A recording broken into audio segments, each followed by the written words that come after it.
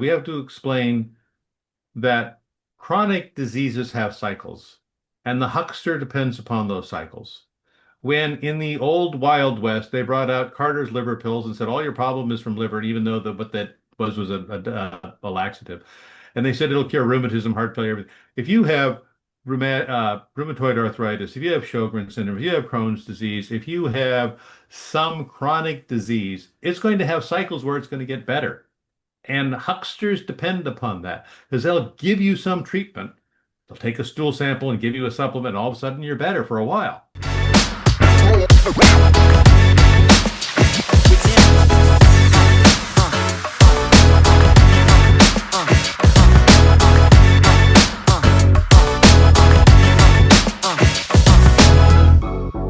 Welcome, everyone, to another episode of Wellness at the Speed of Light podcast. I'm your host, Dr. Stefano Sinicropi, and I am excited to welcome Dr. Terry Simpson to the show today. And he is a fellow podcaster himself. He's been doing it a lot longer than me, so I'm excited for any tips he can give me on the whole podcasting game. He's been doing it for quite some time, has been a long time practicing board certified general surgeon, specializing in bariatrics, kind of moved away from that, more recently has been doing some wound care and other things. But let me just tell you guys, before we even get started, you've got to look him up on YouTube, his podcast. The nuggets of information that he's putting out are really true gold. And I've learned a ton watching his reels, his podcasts, really informative stuff. So thank you, Dr. Simpson, for joining us today.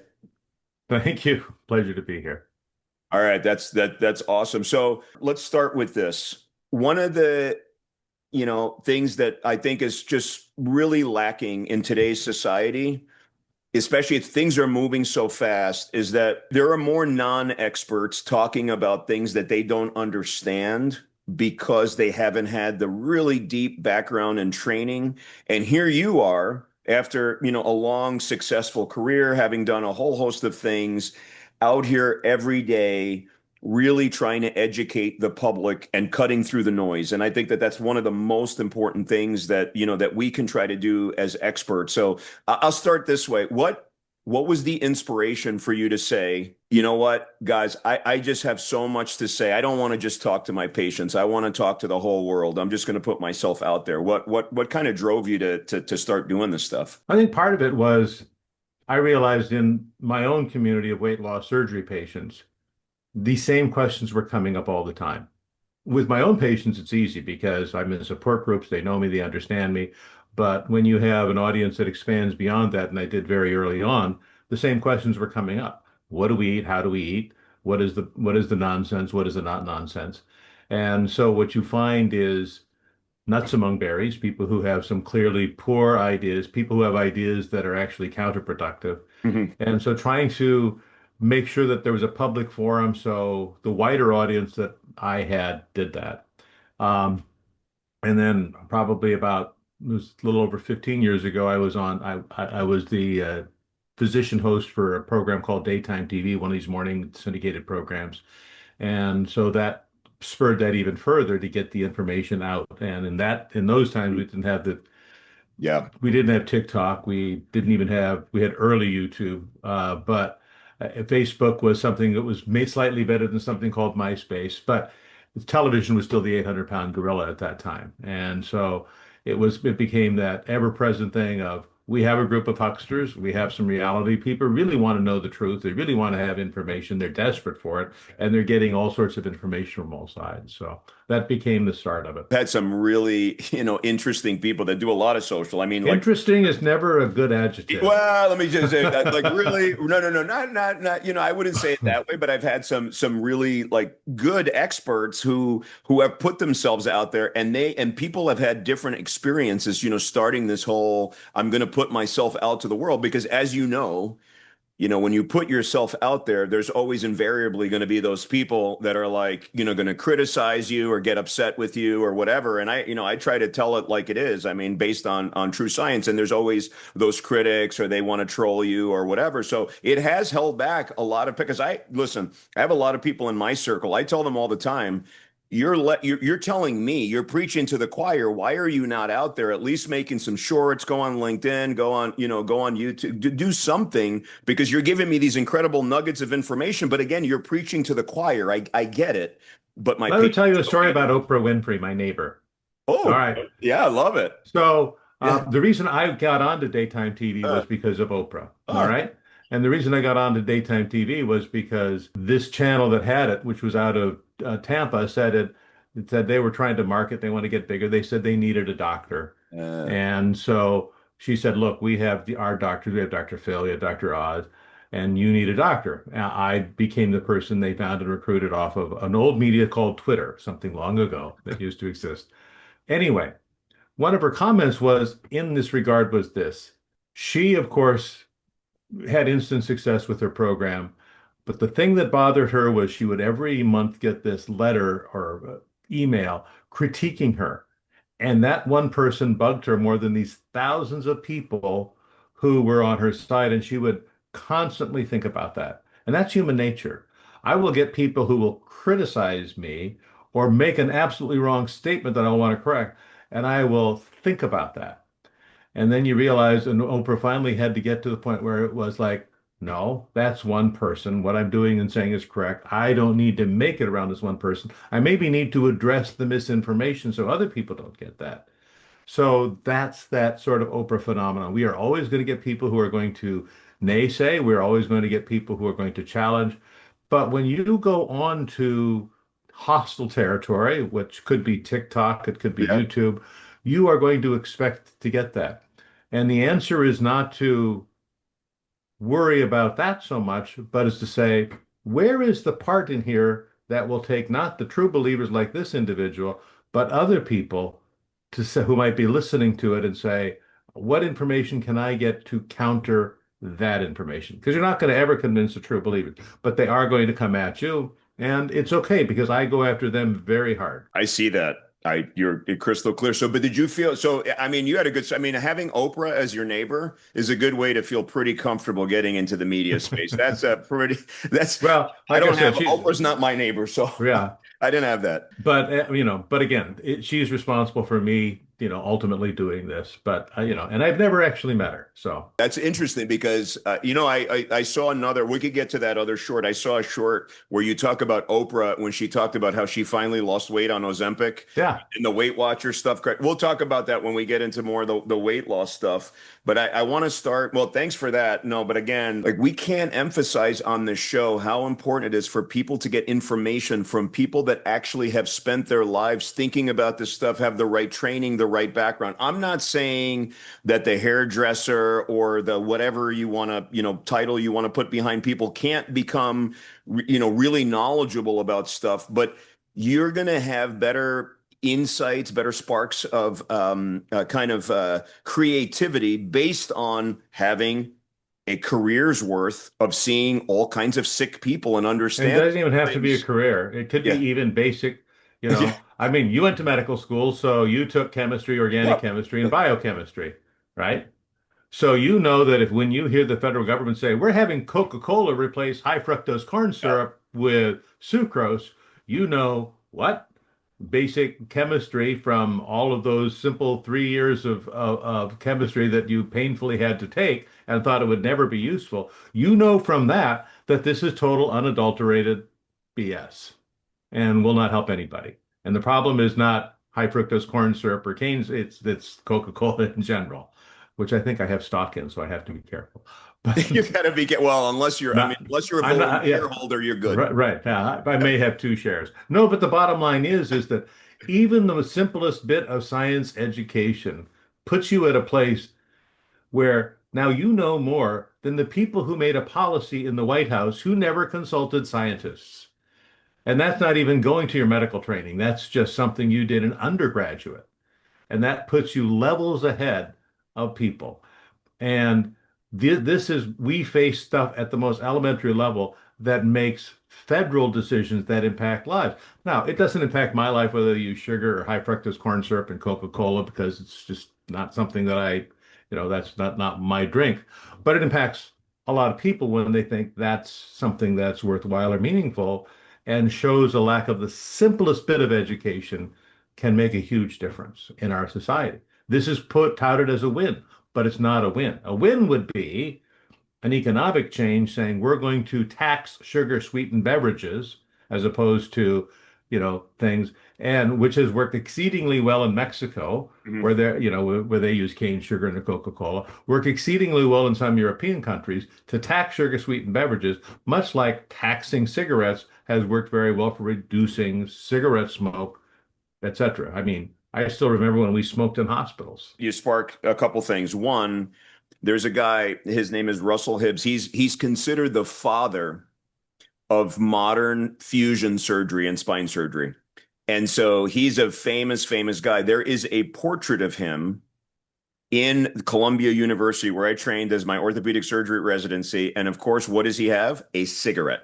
So that's how popular that was, because those guys used to go smoke and drink on their breaks. I mean, that's a different time, in medicine. A lot of people miss that, but I think we've made some progress on that thing. Number two, I will tell you that I'm just gonna I know you said, like I didn't have those thoughts, because I'll just say I am a chemistry nerd and I was a chemistry major. One I'm so sorry. of seven. There's only seven of us at Fordham University. I love I mean, I loved chemistry, All right. PChem, OChem, and all that stuff. So Good for that you. that's rare, because most people that go down the medicine path. So I really love chemistry, and I think it's a good tool to have when looking at these studies and things like that. But anyway, I'm definitely a chemistry nerd. But then like the last thing I'll say, you hit it. You could not have hit it more on the. I understand that that people are completely confused.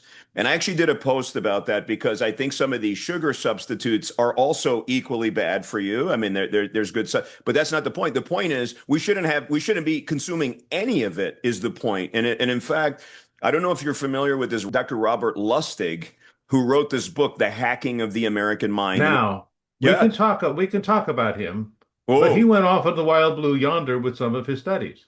His studies were relative to more mice and mice metabolism than human metabolism. So many of the things that he says and postulates aren't don't go over into human metabolism. So he has his issues. He has his blinders on it and his space I too. mean, to be honest, we all have some, right? I don't because I have someone that beats me up at night. So Well, the thing about it is that's why, like I said, like the way I started the show, when I started watching your clips, I kind of got addicted. I'm like, this guy's just a straight shooter. This is like, you don't see that a lot, because there's always some, but I was going to go, let me go back to Lustig.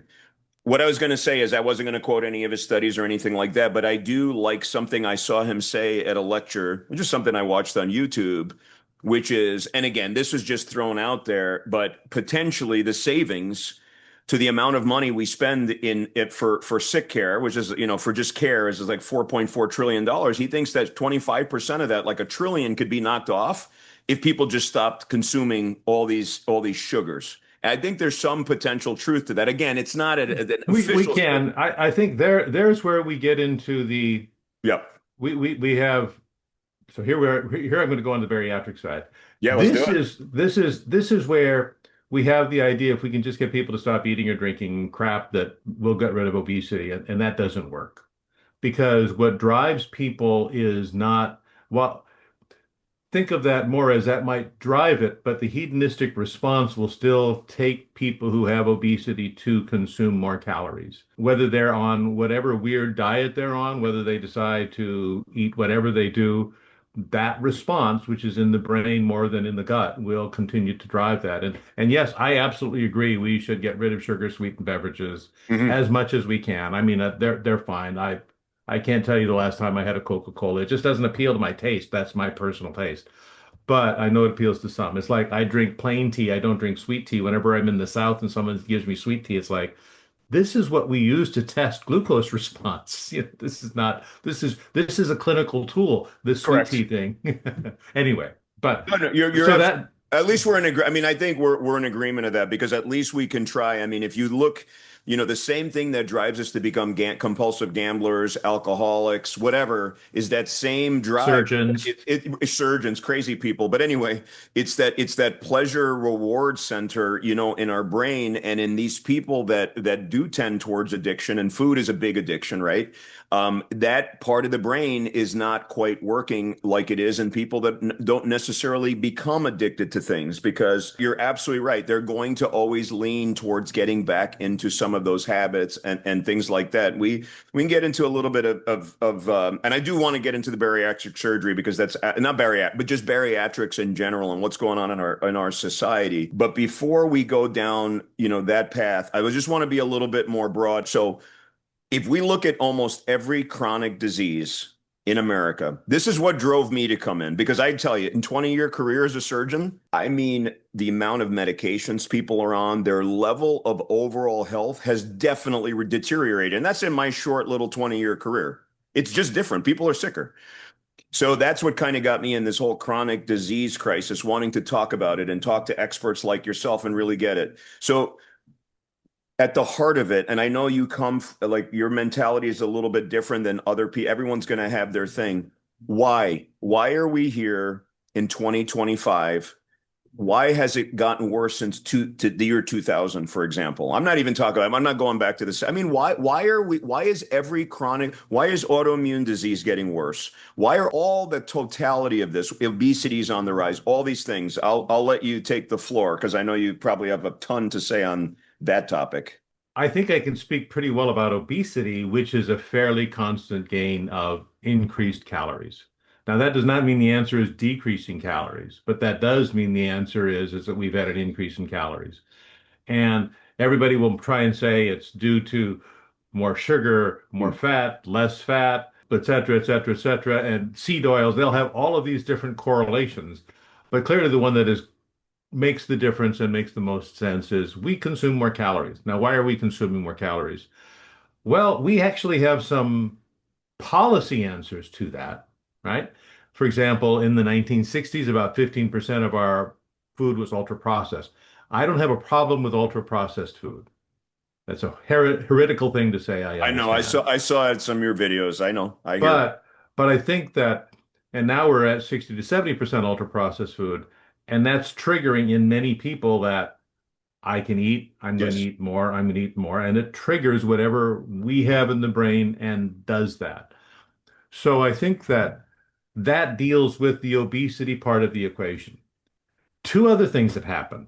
We actually, in spite of ourselves, we're actually continuing to increase our lifespan. So we are going to see more chronic disease. Obesity is going to make every disease worse, Correct. because with obesity, you have an increase in total body inflammation. It makes every disease worse. And when you look at it, we also have better diagnostics. So we didn't know it was tuberculosis before Koch isolated, the bacteria. And it's like it was the major killer for many years in the United States and the world.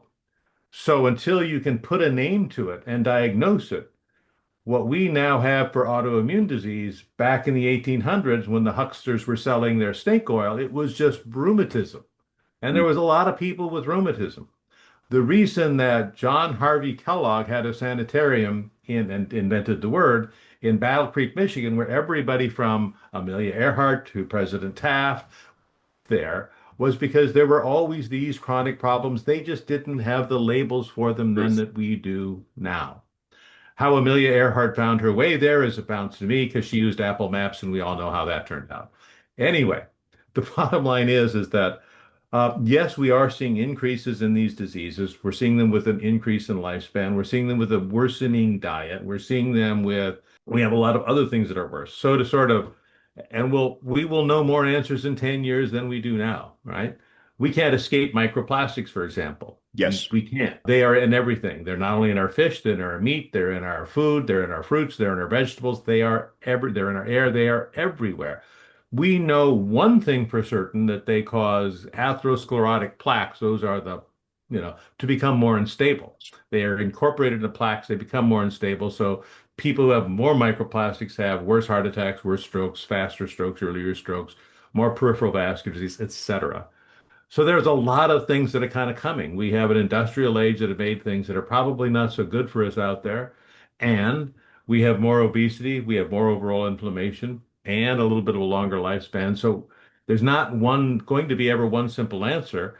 And there's also not one simple answer to reverse it. Because think about this. We have to feed a planet. And if we go to another planet, we're going to have to feed another planet. And it's not going to happen from taking cows and chickens and lots of pastures in these beautiful verdant valleys to get our food from. And if I were dependent to grow my own food, by the way, I would starve because I have the brownest thumb in the world. But I live in California where you can grow anything. Everything I grow dies.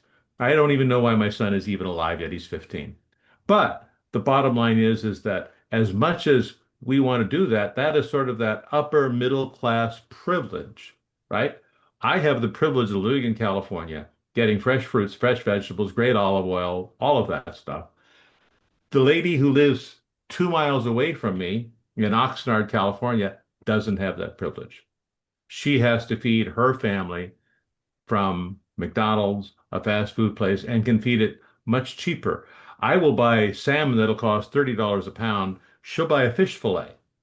So that's kind of where there's this disparity. And of course, all those diseases impact socioeconomic classes Huge. easily. And that part is diet related. If the rest of it is or not, I don't know. So we're talking about camps. We're going to talk about like these two camps because it just goes back and forth. There's a lot of experts, physicians that I hear them the way they talk, and they much more kind of blame people directly for, ruining their own health. They say, well, That's a horrible thing. I'm 100% with you and I'm trying to help people. But there are, those Cam. I mean, how many Yes, I do. questions have you heard directly blaming people like, give me a break, eat healthier, do this, go to the gym, do all these other things. It's hard. And then there's the other camp of people that say that it is the environment that we're in. It is the corporatization of everything. And the fact that we are surrounded but like, you're absolutely right. And I've talked about on other podcasts, like if you go to certain areas of Detroit or DC, good luck getting a fresh fruit or vegetable. It's just not going to happen. You don't have that. So the question is it, and not only that, now we're addicted to our phones, our lifestyle, we're more sedentary, all this stuff. So is it more a product of the environment that we are creating that is just making things worse? So, who's to blame? Because obviously people kind of fending for themselves and making their decisions to live a healthier lifestyle, which obviously we're trying to encourage them, of course. But you can't like policy that. You can kind of, I guess you can make policies where they're not even have access to things. But on the other hand, you can certainly make policies that change a lot of the corporatization of everything, what we have in our foods, We do, but we also have to do more research, right? Because now you'll have people who will say, well, it's all, let's say, seed oils, which it's like because seed oils are just vegetable oil. It's this big, scary thing. So seed oils don't increase inflammation. Seed oils aren't bad for you, but they're put in a lot of junk foods. But here's the thing. I can't tell you, and I'm also certified in culinary medicine. I can't tell you what in ultra processed food is bad. I mean, I can tell you if there's more calories than you should have, that's bad. I can't tell you if there's something in there that drives you. Is it the salt? Is it the fat? Is it this, that, or the other thing? We don't know enough data yet to make some of those decisions. Now, some decisions with lifestyle we can know, right? We know smoking is bad. It took us a while to get there. We physicians have been screaming about it for years. In 1904, the AMA came out against smoking. In 1964, the Surgeon General came out about smoking. It still took another 20 years before we finally got federal policy. So we don't know some of the things that are bad. Now you have people who want to blame something in there without testing. So we have to do that. So what policies can we do? Mm. There are some things we can't do. We can't make everybody buy beautiful grass-fed, cow-fed beef, wild salmon, great olives. I don't like olives, but pretend. I love olives. Sorry, I love You can olives. have my olives. No Yeah, problem. send them over. I'm Send them happy over to, if you get any I'm extra. happy to. I'm more than happy to. But we can't do that. It's just not possible. So we do have to figure out ways to do this that are better and healthier, and we have to put the money in the science to do that. We can't be chasing every boogeyman. So we clearly know we have lots of evidence, for example, that sugary sweetened drinks are just bad. So we can tax that. That's a policy that we can do tomorrow that will, just like tariffs, but it's a tariff on sugary drinks that will actually help improve health. So if that keeps people from over consuming a little bit of calories, that's better than nothing. So right now, that's kind of the one win we have. And we may find others, but man, we are at this brink of studying it. And what did we do? We dismantled the FDA and the people who were actually studying it and took out their funding. So that'll be lost for a little while. Yeah, it's just interesting. I was down in DC lobbying. We do that on a yearly basis for a bunch of stuff, and man, some of these federal cuts are it's just devastating for for science and research. We need to study more, and Yeah. science is I'm so with you, and I love the fact that a lot of it's evidence based. Let's talk food first, because you bring up a good point. I think you're absolutely right. Singling out single things like it's all seed oils or it's all this or it's all that. We just don't have enough evidence. But in their totality, so I'm gonna just do it a little bit different. So I'm sure you know the name Joel Furman. I had him on the show, the Eat to Live Yeah. guy. He's very opinionated, by the way. He's one of my favorite interviews. It was interesting because when I told them that when patients ask me about diets, I want to get them on something that's relatively healthy, but something that they are going to do it because it's Right. based on the way they live their life, right? It's just like Sure. exercise. I'm not going to tell everyone to go do power squats, maybe taking a walk every day. That's their thing, and they're going to do it, and it's healthy or whatever. But you know what? That it was going great until I said that when it comes to diet, I just tell people that whether it's whichever one of these diets, whether it's Mediterranean diet or obviously he's a big like nutritarian guy, or whether it's carnivore, and again, I'm not saying anything, but as soon as I said anything outside of the nutritarian diet, I mean, he just went off on the studies. And I get it. I get that longevity is shown to be longer in vegan diets and things like that, but we are omnivores, whatever.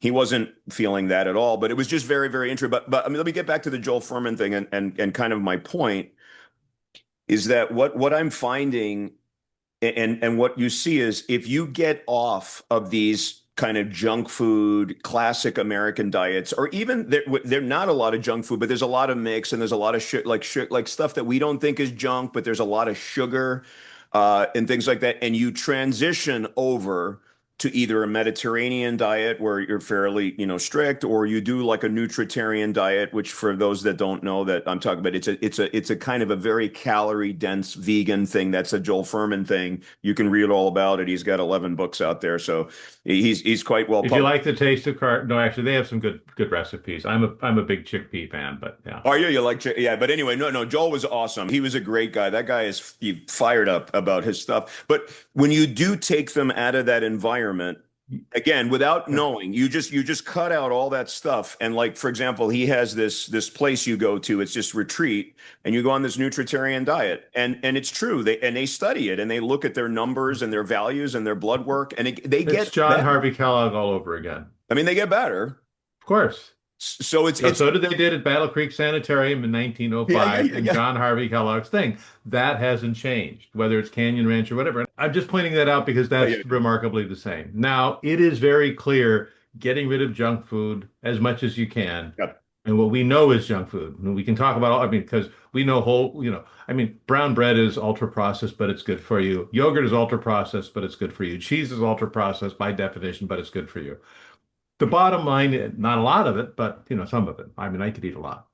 The bottom line is that you're correct. And as a physician, this is what we have to do. We take the patient where they are, but we don't want to leave them there. We don't want to leave them there. So I'll give you a story because, I'm a Mediterranean diet fan because I'm in Yep. culinary medicine and I know 70 years worth of data and 13,000 papers. Here's the bottom line. When I have a patient who comes in and says, I go to Subway every day and I get a sandwich. And I say, can you make peanut butter and jelly? Yeah. I said, well, let's see what happens if you make peanut butter and jelly. So here's a guy making, this was years ago, he's making, about 21 bucks an hour as a carpenter. Okay. And that back then that was a lot of money. Oh yeah, And definitely. I said, okay, how much do you pay for your Subway sandwich and chips and stuff every day? He says, oh, about $7. So he said, how much did you pay if you made peanut butter and jelly? Because here's the thing, you have whole grain bread, that's grains. You have peanut butter, that's a legume. You have jelly, a little bit of sweetness won't hurt you. It's not that many calories, maybe 30 calories. He made enough making that transition that every 18 months he had to take his family to Hawaii instead of doing that. But even better, he improved his health by having a peanut butter and jelly sandwich and an apple, bringing it to work, then going to Subway and getting all of their stuff. So I had him where he was. I couldn't make him into a full-blown Mediterranean, you know, eat your olives, but he was eating that much better. And those small incremental steps over time are an empowering thing that a person can do. And to give patients power is something they love. It's like, this is the empowering thing you can do. For you in your field, it's like physical therapy, right? Hmm. You do your job, and if they do physical therapy, that's their empowerment. And it's not like they go in there and they become jacked up and are becoming these huge, monsters, but it's like they get their mobility back, they're getting their feeling back, they have less chronic pain, they're doing a little bit, and they are empowered. So you're taking them where they are, you're fixing them with what you do, and you're giving them therapy to get better. In weight loss surgery, we do the same thing. I can make your stomach smaller, I can rearrange your guts, or I can give you a GLP-1, but now let's empower you with your diet. So we take them where they are. But yes, we would all love to make people whatever our dietary religion Yes. is. And some of those dietary religions are downright dangerous.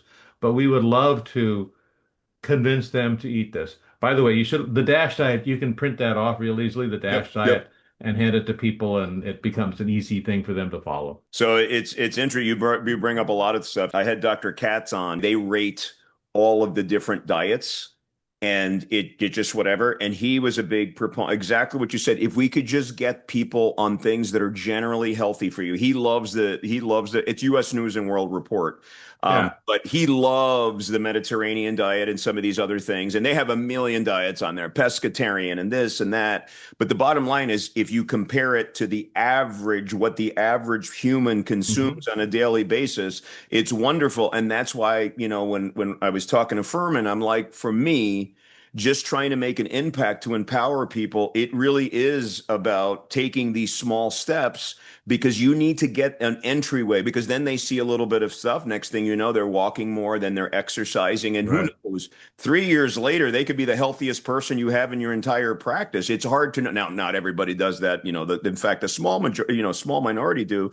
But it's great to see. Have you seen the movie What About Bob by any chance? Richard Dreyfuss. What about Bob? Maybe I have. That sounds awfully. Was that a comedy? It's a comedy, but it's funny because in there he has this book and it's called it's Baby Steps.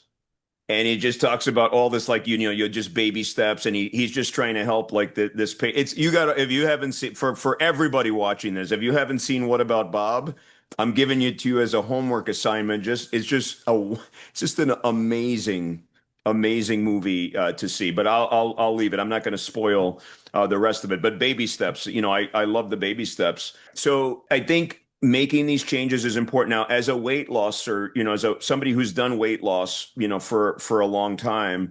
These patients are complex, and I think I was telling you a little bit before we talked. A friend of mine, Dr. John Gibson, he's the head of the surgical program, the trauma program out at this hospital called North Memorial. He's a bariatric surgeon, and I know how complex it is taking care of these patients and making decisions because a lot is in here in the brain and then empowering them and then figuring out, which direction to go. When you were seeing these patients and making a decision on which direction to go, especially later in when you were practicing, when were you putting people down the route? And I do want to get into the GLP-1s because I think it's important and people want to, like, really absorb that GLP-1 conversation. And we can Sure. talk about Oprah a little bit. But when do you go down that path versus saying, you know what, you are in an area where I think that more modern. I think we are going to get to where GLP-1s are going to be everything, and bariatric surgery is going to be a salvage. and would probably use bariatric surgery more for the salvage for what we call the super obese individuals. And so I started using GLP-1s initially on patients who didn't do well with weight loss surgery and came to me for reconstruction. Now, I love doing surgery, and so when it was kind of like, but when you start seeing the results of people who need a second surgery, those results aren't good. You get your biggest impact at first. So people who do a second surgery and don't do Yes. well, the initial thought is, well, maybe they're not compliant. Well, if they're not compliant, it's the doctor's fault. It's not the patient's fault. Compliance isn't an issue with the patient. It's an issue with the doctor. I'm from firm believer we are the medical influencer of our patient first and Love it. foremost. Love it. So when I took this patient, the initial patient I remember, and put her on a GLP-1, she lost more weight than she had with a Roux-en-Y gastric bypass done 20 years before by a different surgeon. And so it's like this was my introduction to these. And then I began to see it more and more and affect these patients. So I would take patients who came to me and said, this surgery didn't work for me. I want a revision. I say, let's try this. Now, in those days, we could prescribe them much easier. Now, most insurance companies don't take them. We went through an era of compound pharmacies, which were horrific. And now we're getting to where they're priced at about $500 a month, which is a lot for most people, but for some people, it's not. So now it's to the point where I do, and now we've had the first trials come back on a GLP-1, high dose GLP-1 in pill form. I and what we see in the obesity curve in the United States, as you've seen, we've seen this rise in the obesity over the country, and all of a sudden, the last couple of years, we've seen that flatten out. That's the GLP-1. That's that Absolutely. effect. It's not low carb diets, which we've had from here to here. It is not fruitarians, it's not vegans, it's not vegetarians. It is GLP-1s that have had that impact. So I've really, at the end of the time when I was doing weight loss surgery, kind of came convinced that these are getting better. When Zepbound came out and showed that it worked even far better, which is Mounjaro or tirzepatide. Yep. Hmm. And now we have more compounds that are coming out. It pretty much was, yep, this is going to replace weight loss surgery, especially if we get the price point down, because it affects something that weight loss surgery does affect indirectly, which is that brain access. Hmm. And we're going to see this being the answer, and that will help us unload a lot of other things. One of the big issues with bariatric surgery, and I had a really, really busy practice, but it's like only 1% of people who were eligible for it ever took it up. On GLP-1s, we're seeing far more people do that. And when I talk to my bariatric surgery colleagues now, they're saying they're seeing between 25 to 60% decrease in new patient volume because of the GLP-1s. So I think we're going to see that as the new way, and it's going to be we're going to get it even more refined, and we're going to get the chemicals more refined, and we're going to get to the point where we will see this or something like that be what replaces bariatric surgery totally. So with the GLP-1s, which initially I was a little bit skeptical because I'm always skeptical of things that. We were all eras of we saw phentermine, we saw all of these Yeah, yeah, drugs yeah, come out, we yeah, saw because yeah, fen-phen, yep, and it's yep, like we saw weight loss medications that might work for a brief period of yep. time or kill people.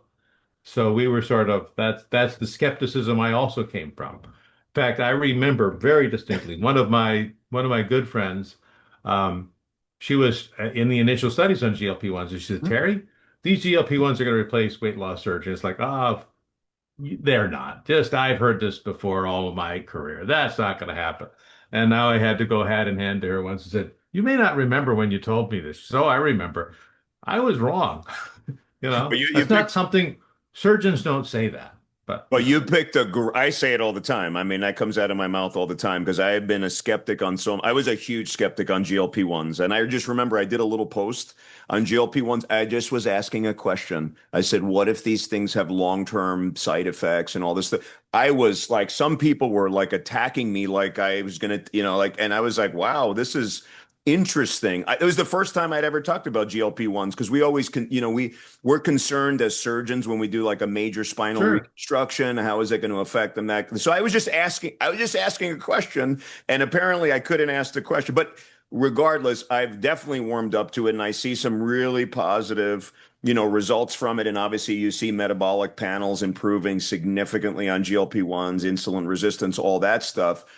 the big thing with this, so let's talk about a couple things. I know you talked about like the gastroparesis issue. I've watched some of your videos on that. Obviously it's a small amount, but it can be a major, issue. But even more importantly than the gastroparesis issue, which is small, is kind of one of the it's not even an elephant in the room, but something that needs to be addressed is the amount of muscle that you lose. How are you counseling your patients on the muscle loss that occurs, with these GLP-1s?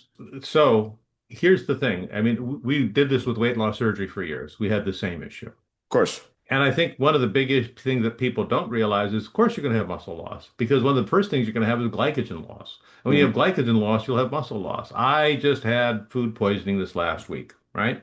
Okay. And I can tell you that I'm watching my muscle mass drop. Now, this wasn't years of me being inactive, but when your muscle mass decreases by 5% in a couple of days, what is it? It's glycogen. I've lost glycogen. So you're going to see that, and you will see that very early on. That's not muscle loss, that's glycogen loss because most people store way too much glycogen than they need. That's just happens Yep, of from course. our diet. They store it in the muscles, and that's not it. But two other things happen in GLP-1s. Number one, if you don't get adequate protein, you're going to lose muscle mass. Full stop. If you don't have enough calories, you're going to start breaking down your muscle. Full stop. We can fix that pretty easily. We have tons of protein. I mean, oh my God. I haven't found a good protein bar yet. Have you found a good protein bar? Most of the ones I taste like soda. I got these David bars. I said these are supposed to be the best. Oh, I yeah. ate them and they're awful. Honestly, I got to Now tell they'll probably want to sponsor me now, but you, they're awful. no, I literally, I'm not, I'm just so funny that you say that. This was the first week I've ever tried the David bars, and because I heard somebody mention it. Right. So They're the best. I got like some blueberry muffin Yeah. thing. It doesn't taste like a blueberry muffin, does it? Nope. And then I had my son, my 16-year-old son, he ate he just spit it out. He's like, this is whatever. I will say, and again, I don't have any affiliations with any of these things, but I really do like this company called Perfect Amino, and they had bars, but it's interesting. I think that the reason that it's so hard to find now on Amazon is not because I think they've stopped making them or something like that, because I can hardly almost find any sellers because they actually taste pretty good. But I think that their other product was just the drink that they have, like their Perfect Amino drink, which is a nice clean drink, is very much it's been so successful from a business standpoint. They probably said, "Man, we're selling out. Most of our business is this. Why are we spending money, making these bars?" I would imagine. But Perfect Amino, if you could find that, it actually tastes. I just hate eating something that Gary Brecka endorses. Oh, they get. I mean, he's just an awful human being. Oh, Gary. And Yeah, I mean, I don't know what. he's a guy that didn't make it through chiropractic school. No, So I I know mean, exactly. I mean, I know who Gary, I know who Gary is. I mean, I don't know him personally. I don't think he has anything to do with the Perfect Amino bar. no, he's an endorser. Oh, is he? Yeah. Oh, really? I didn't know that. I had no idea. So anyway, one of the things, for Anyway, example, I went to got culinary medicine certified while I was in the middle of bariatric yeah, surgery because I yeah, yeah. realized I didn't know how to teach people how to eat. And I was sort of a low carb enthusiast at the time. Hmm. Um, and low carb was great. I mean, I remember losing weight on it. It was awesome. Yeah. I remember. So this is way back in the 90s, and Atkins' book come out, and I read it, and I say, "Oh, I've got to lose a little bit of weight." So I go on this low carb. Of course, you lose weight. And then two things happened that changed my mind. So number one, I was going to Italy with my brother, and it's like, all right, I'm going to Italy. How am I going to be low carb in Italy? No chance. No Right. chance. And number two, Mad Cow hit Europe and hit Italy. So I was remember in the 90s, Mad Cow, and it's like, I Huge. am not going to go there and get holes in my brain. I don't want to become an internist, so I'm going to have to preserve my brain power. And so I go to Italy, and first of all, my mind is blown because I'm going to this beautiful resort. I think we were in where were we? We were on the Amalfi Coast, and and all these Italians are eating pasta with every meal. They are all beautiful. They dress better than we do. They eat better than we do. They look better than we do. And they're eating their pasta, they're drinking their cappuccino, and they're having a little bit of wine. And I'm thinking, they're supposed to all be fat and obese like America because they're eating all these carbs. What's wrong with me? Well, anyway, so I decided and most of the bariatric surgical training was after surgery, oh, just have them eat low carb. And it was like, but they started eating low carb. It didn't work for them then. It's not going to work for them now. Well, they weren't perfect low carb. Oh, we're going to move the goalpost. So when you go to culinary medical school, Mm. you sort of learn the real deal in terms of the nutrition that's out there.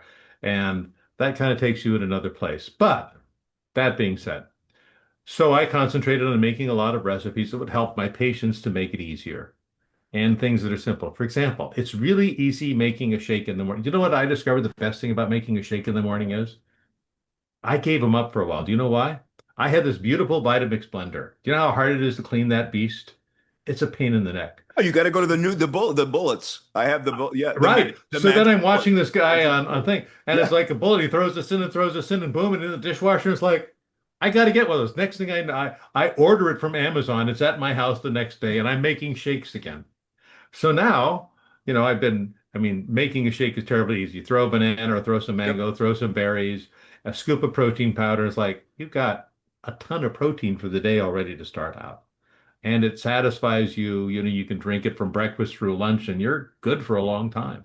So that's the one thing is muscle mass. The other thing is getting them moving obviously helps because people, as they lose weight, they're not used to moving. It's difficult. And then it's like, what do you like?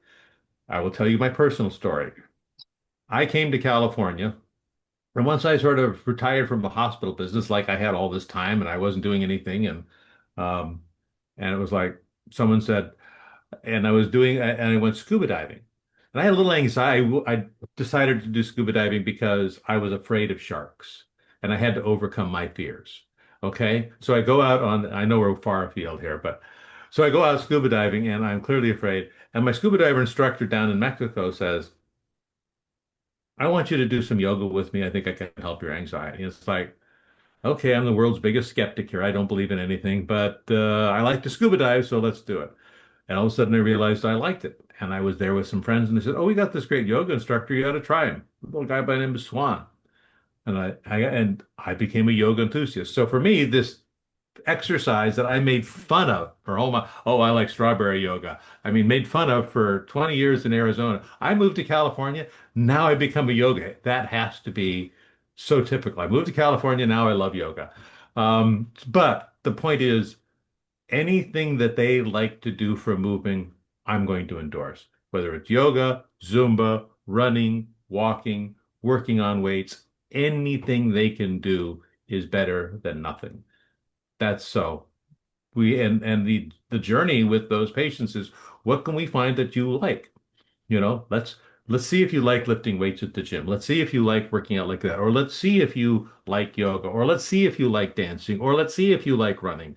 What do you like to do? What can we get you in to do? I had one patient that saw some person jump roping and they become a jump rope enthusiast. And they were doing all these films of them doing jump roping to, Usher and all these nobody knows who Usher is anymore, but all of those.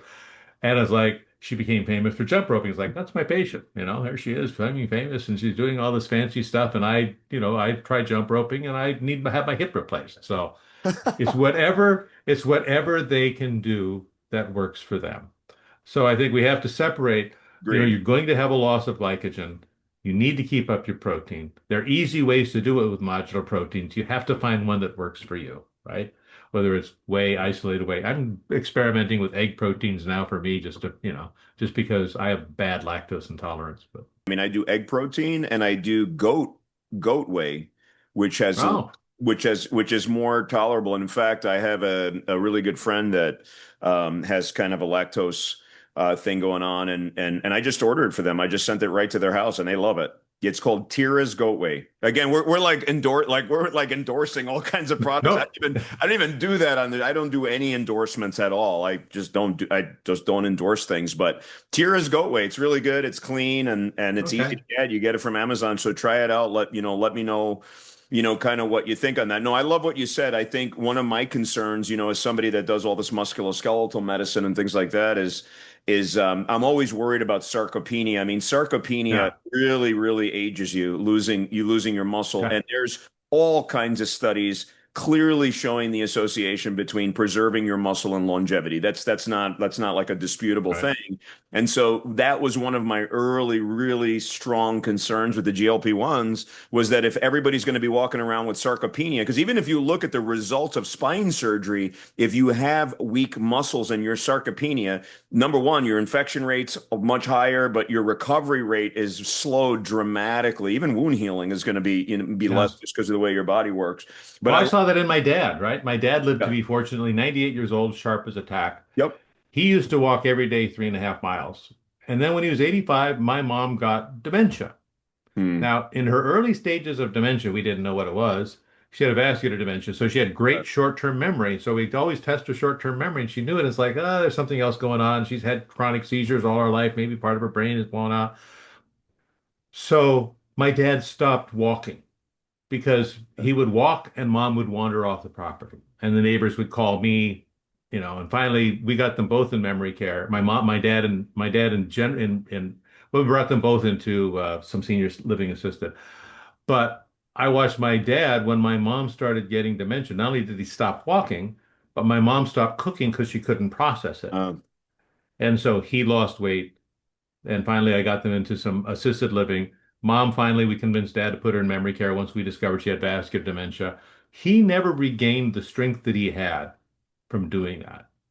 And in his last year of life, he was okay. He could still get up. He used a walker, but all I could think of is, man, if you didn't have that short period of time yep. when you stopped walking, and that period of time, because my dad couldn't cook worth a lick, and if you could have had really good food with some good nutrition, you probably would have been not needed this walker at age 98 because, so yeah. I mean, that's the extreme, right? My dad made it 98 years sharp. After my mom died, he was able to go and live back on his own. Every night I would call him up and I would use DoorDash. And I'd say, and so here I am living in California. My dad's in Oregon. Dad, what do you want to eat tonight? And the boom. Yeah, I call it, go, DoorDash said, this seems a little far away from you. But the idea was he was finally getting some decent meals that he could have at home and maintain his home, until he had his last heart attack and died. But yeah, sarcopenia is bad. The other thing though is this. When people are obese, they don't have the energy to exercise. They don't 100%. have the energy, they don't have the time. And so in your field, I remember we had tons of referrals from orthopedic surgeons because they said, I have to get this patient below a BMI of 40. Otherwise, it impacts my results. It impacts my repayment. Please do weight loss surgery, something to get them to lose weight. Yep. And the bottom line is we typically see in a lot of people, unfortunately not all of them, this tremendous empowerment. As they lose weight from a GLP-1 or weight loss surgery, they feel better. And we work very hard on empowering them to eat better because it's like now you have a new stomach, now you have a new choice, now you have a new taste in foods. Let's use this toward the positive and let's get you moving more. And it's like, wow, I can move more. I can bend down more. I can do more things. So it's pretty good. And most people do that. Some unfortunately don't, but And I think that's all good. And I think early on in my career, I referred over a ton of people literally, to bariatric, a ton, literally. Well, they don't quite get to a ton to come see me because they thankfully. know that there's no, we got no chance. But I sent over a lot of people. Like recently, we do focus more on the medication management. So we'll send them to like lifestyle docs and things like that, and they'll put them on these GLP-1s and other things. I mean, to be honest with you, I almost never refer to bariatric surgery anymore because it's like the last step.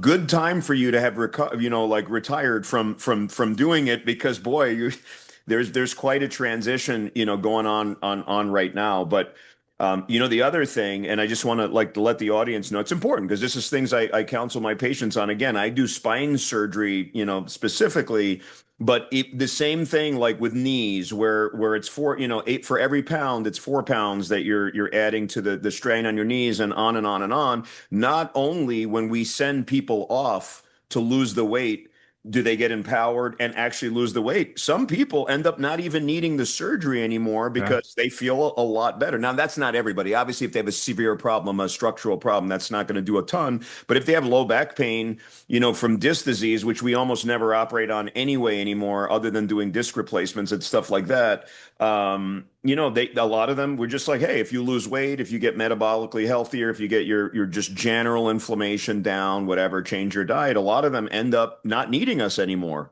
And that's the whole point.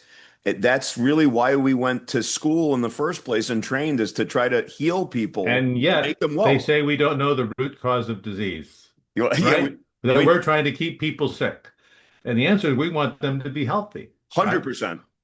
And I hear this so often among the naysayers of medicine. And again, these are the people you have to ignore. You have to address them to talk to the other people. It's like, "Oh, I would much rather." So, in all of the dietary counseling I did, I had maybe one patient that didn't ultimately need weight loss surgery. With GLP-1s, I had a lot that didn't need weight loss surgery. Of And course. again, I think that's where it's going to go. But they get better in all ways when they lose weight. Let me give you another one. You have the Whoop device. I mean, I love the Whoop device. I We have no, all but these. I'm the only one. I'm the only Don't one get you on this. don't need it. Don't bother. My wife and my kids are, when I say obsessed with the Whoop device, I just make fun of them. I'm like, I can't do it because you guys are too obsessed with this device. But go ahead. Don't get it. Because I mean, I can tell you after having it for a couple of years now. Of course, I had to get the upgraded one. Okay.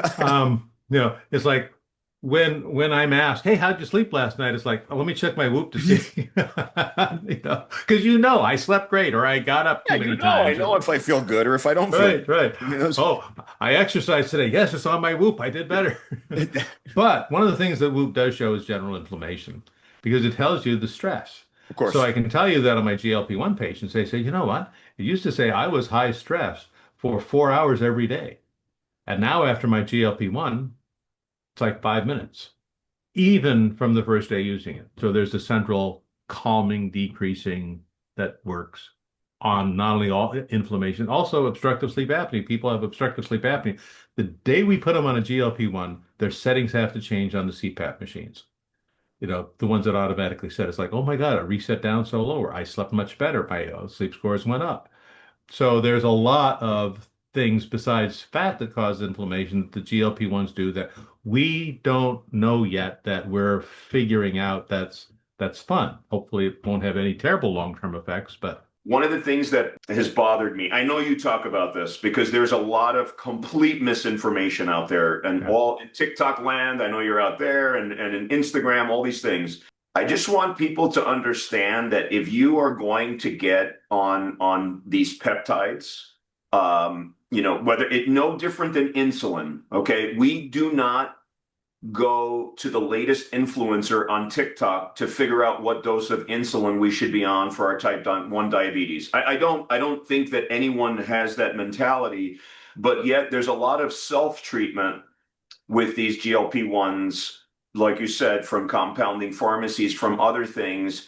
It's one thing if there's a physician, a licensed expert that is, has whatever and is managing that and is looking at your labs and things like that. But can you just talk about how important it is that for any of these things, and I want to talk to you a little bit more about other peptides potentially, and I don't even know if that's something that you've looked into yet. But for example, for the GLP, would you agree that it absolutely 100% needs to be done under medical Well, supervision? it absolutely, and I will say that for several reasons. Number Yeah. one, there are way too many peptide mills out there selling GLP-1s and other drugs and getting no supervision. Number two, there are people who call themselves GLP-1 coaches, like there's this Yeah. chiropractor who calls himself a GLP-1 coach.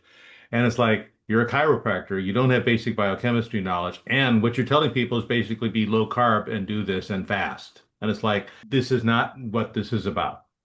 So you have to be exceedingly careful. And there are actually people who are licensed in obesity medicine that Yes. do this and can do it in telemedicine. So, I refer people to, one of the companies. There are a couple companies that do this.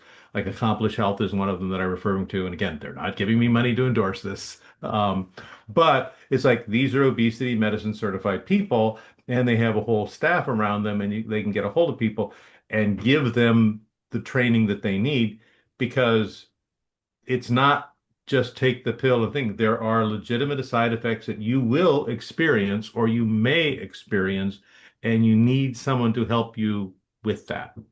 And you may need more or less help, but the place not to get it is on your Facebook friends group. It's really, you really need somebody there that can help guide you. And I think that's where we're going to get better at, I hope. No, I agree 100%. And I see it and I look at comments and I follow like I would just say 90% of who I follow, for example, on my own social. And I do a lot on social, but I don't spend a lot of my own time on social. But I do. I have my people, a lot of physicians, but I see the comments and I see this self-medication nation that we're developing, and there are so many dangers to that because then when you're, showing up to the emergency room with a major metabolic crisis that you created yourself, this is real stuff. I mean, you can die from doing some of these things. I'm not saying GLP-1, but you can die for Yeah. sure from medicating yourself, especially if it's from unlicensed places and things like that. I mean, there's a lot of dangers, and we need to Yeah. cut through this noise.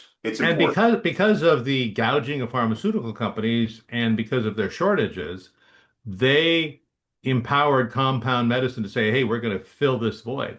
So Yep. everybody on every street corner, I mean, there was more, I mean, I live in California. There were more GLP-1 centers than cannabis centers. So that says something in California. But were so many of them, and we would see them coming in. My colleagues in the ER would call and ask me, "What are they doing? This person has pancreatitis." And I said, "Let's find out." And I talked to the lady and said, "Well, I had 6 beers yesterday." "Why did you have 6 beers yesterday?" It turned out she had a compound GLP-1 Ozempic. So it's like we don't know what she had. She supposedly had Ozempic. We don't know if she had Ozempic. We don't know what she had. We don't know what was in it because you don't. And then she had no instruction. So one day she had 6 beers and now she has pancreatitis. And it's like, that wasn't great. And to have people find out, oh, I shouldn't eat a greasy pizza. It's like, someone didn't warn you that maybe you ought to try a little bit of that and see how it settles before trying the whole Domino's pizza that you still can eat because it doesn't prevent you from eating. So and that's not trying to be judgmental, but it's like those people who sold it didn't do their job. And those were all the compounders.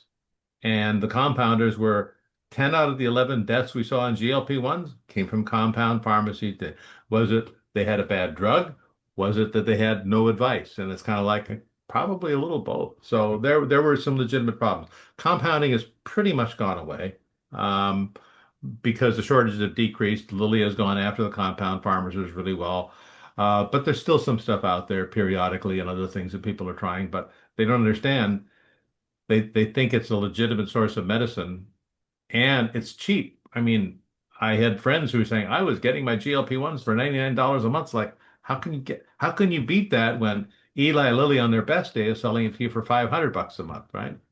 No, Uh, absolutely. And I think again, it's this, you know what, it's the same thing. People are going to go with prices and things yeah. like that. And they're not understanding. It's just such a pet peeve of mine where people are just taking like dangerous things into your own hands. You got to be, and so one of the, like I said, I watched a lot of your stuff, and it just got me, thinking the reason that again, doctors are under a lot of fire right now because just my book is coming out early next year. It was supposed to be in the fall, but they want to release it early next year just because of timing and all this stuff and whatever. But I give doctors definitely a pass because there's an environment, and I think that doctors are getting lumped in with a lot of other things. There's a lot of anti-pharma. There's a lot of anti-insurance company thing. I have plenty of problems with the insurance companies. We Sure. really have a major problem with insurance denials and stuff. It is a major problem that's for a different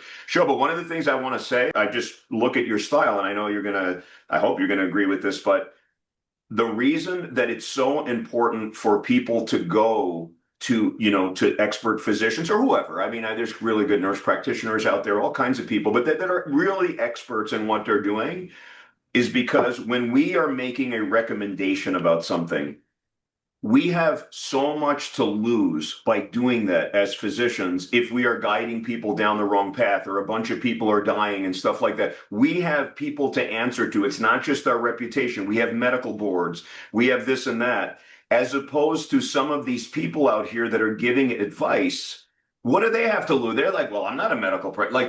There's not a lot of downside ramifications for them, unless in their house they're doing like plastic surgery on somebody, like putting in like implants in hips or something. But other than that, if they're out here pounding the drum for some like new whatever it is that has bad down, you know what's going to happen to them? Nothing. You know what happens to me and you when we do something like that, or we put our eggs behind things that are not true, or we're clearly, like just going down the charlatan path, we're done.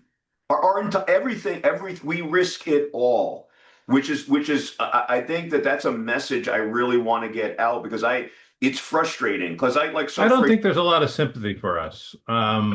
No, not at all. And I think that, and we brought it on ourselves. So whenever I'm on and I see physicians publicly complaining about their salary or their reimbursement, it's like nobody cares. Nobody cares. No, Nobody nobody cares. cares. You are not Nobody. making any friends. Nobody cares. When I Oh, see medical students saying, I'm going to have $400,000 of debt, nobody cares because and don't complain about it. You know what? Join the army, join the Air Force. You'll get a free ride. They don't want to correct. do that. Nobody cares.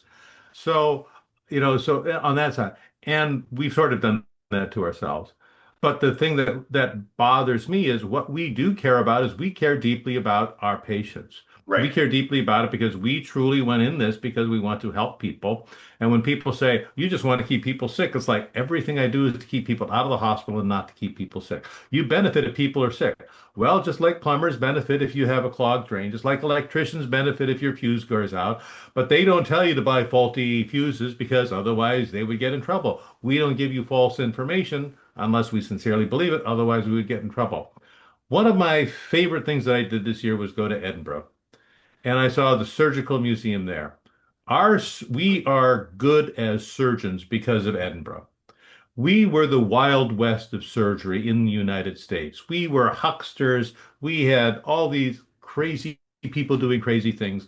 But it was Edinburgh who saved us because they were doing the first dissections in the world in medical school, some of which were from bodies who knew where it came from.